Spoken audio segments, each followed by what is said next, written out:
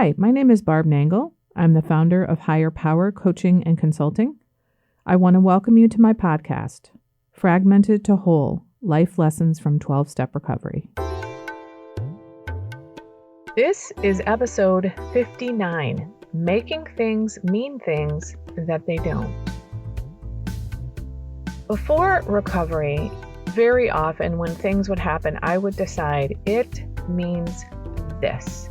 And I would make things mean things that they don't. And I would act as if the meaning I placed on an event or an incident or an interaction was the truth. Recovery taught me that I was doing this and that I don't have all the information about a situation. I only have my own personal perspective about something.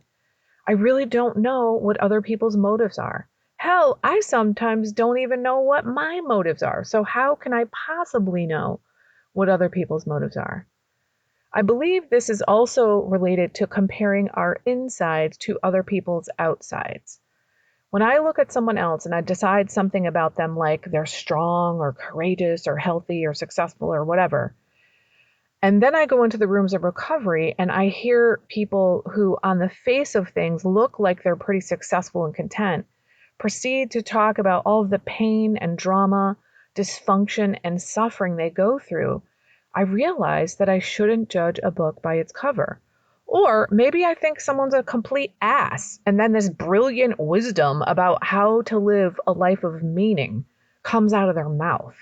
And again, I learn, don't judge a book by its cover, which is another way of saying don't make things mean things that they don't. Here's a better example of making things mean things that they don't. This past Christmas, I got a gift from someone and they told me before we exchanged gifts that they really didn't have time for wrapping. I was completely okay with that, but I know for a fact that before recovery, I would have made that mean they don't love me, they don't care about me.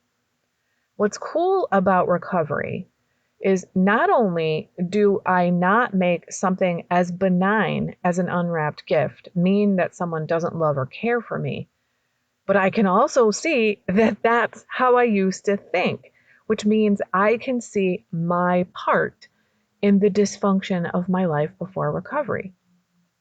Prior to recovery, I wasn't even aware that I thought like that. Recovery showed me that I had some pretty distorted thinking and then what that thinking was like. Now, I understand that the way for me to know how people feel about me is the way they treat me over time.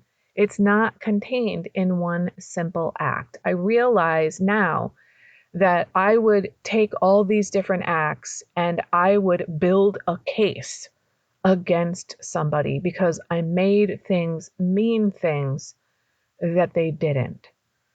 I also know that my ego, or my disease, as some of us in recovery say, wants me to be miserable. And one of the ways it does that is it tells me things in my own voice in my head that will keep others at a distance from me, or that will keep me separate from other people. My brain still tells me effed up stuff about people sometimes. I just know now not to listen to it. So let me tell you a little more about that unwrapped Christmas gift. It was a microphone that has its own speaker. I can magnify my voice with the flick of a switch. And what's really incredible about that is my entire life, I was told I was too loud. And I came to internalize the belief that I was too much. So to have somebody give me a gift that super validates who I am and gives me the message that I need to be heard, and not only heard, but that my voice needs to be magnified. Now that is an incredible gift. Yet, if I had made it mean that the unwrapped present meant they didn't love me, I would have completely glossed over all of this appreciation and had no appreciation for the value of the gift, which is that somebody knows me. They know who I am, what my wounds are, and how they might possibly heal them. Here's a little more about that scenario. After telling me they didn't have time to wrap my gift, they took some wrapping paper from a present I'd given them and they'd already unwrapped and just like really sloppily kind of like wound it around the present and handed it to me. And we were both laughing by this time. And I was like, did you get that wrapped at Macy's? And we laughed and laughed and laughed our asses off at the absurdity of that statement.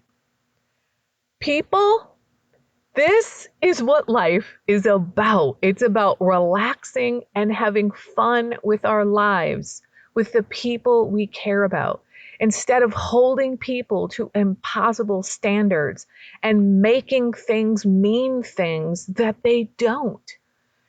And if we're holding people to impossible standards, we probably didn't even tell them about them. Let me use this gift wrapping example to illustrate my unspoken standards. Before recovery, I wanted beautifully wrapped presents, but I never told anybody that. I expected them to know.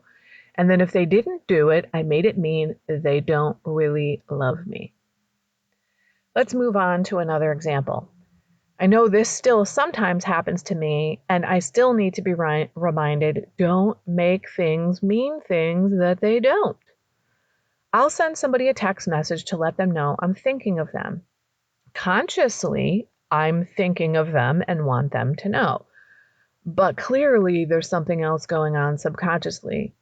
Because if they don't respond in the next couple of days, my subconscious thinking kicks in, and I make it mean they don't love me, they're not my friend, they don't care about me, I'm much less important to them than they are to me.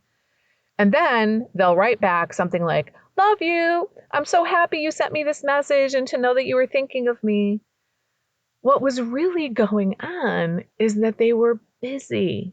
So I made this delay in response, which I assumed was a non-response, mean they don't love me. I don't matter. Are you doing that? Is there somebody you're doing that with? I suspect there might be. One of the ways that this kind of thinking can be cleared up is to directly communicate with people. That is, if somebody says something that you're unclear about, or they do something that you're unclear how to interpret, you ask what they meant.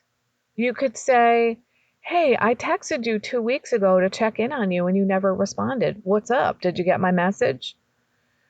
Or if somebody says something and you don't know what it means, you can say, I don't know what that means. I found myself saying, I don't know what that means pretty regularly now that I'm in recovery. And it is such a relief when I'm unclear about something to get clarity. That was just not my experience in life before recovery. I somehow grew up with the notion that I was supposed to know things.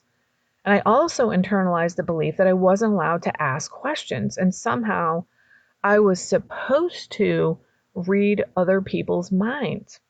The first time I did the 12 steps, it was with a small group because there were no sponsors in my area. And we realized as a group that the reason we wanted people to read our minds is because we thought that's how it works.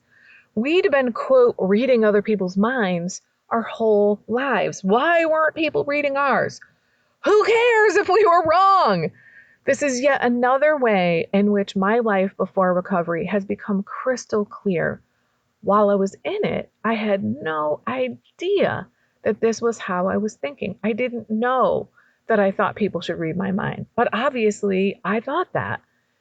And I didn't know that I was making things mean things that they don't.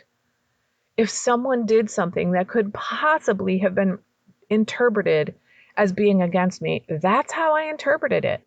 But now I know that I don't need to make things mean things that they don't. I get to ask what things mean if I don't understand. And I question when my brain tells me things like, he doesn't love you, or she doesn't care about you, or you don't matter.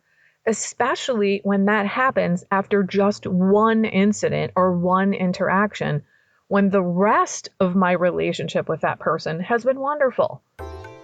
I hope this has been helpful for you to see how my brain has worked over time and seeing how you may be making things mean things that they don't. I wish you well in clearing up your distorted thinking, my friends. That's it for today. If you like what you've heard here, then you just might be interested in private coaching with me. If that sounds like you, head on over to my website, which is higherpowercoachingandconsulting.com, and click on the contact menu. I'd be happy to schedule a consultation with you to help you make lasting changes in your life, like I've made deep, lasting changes in my life. My ideal client is someone who is ripe for change, but I'll coach anyone who wants to be happy, joyous, and free. So if that's you, shoot me an email. I'd love to hear from you. Thanks for listening. Be sure to like and subscribe so you can be sure to get future episodes of my podcast. Thanks again.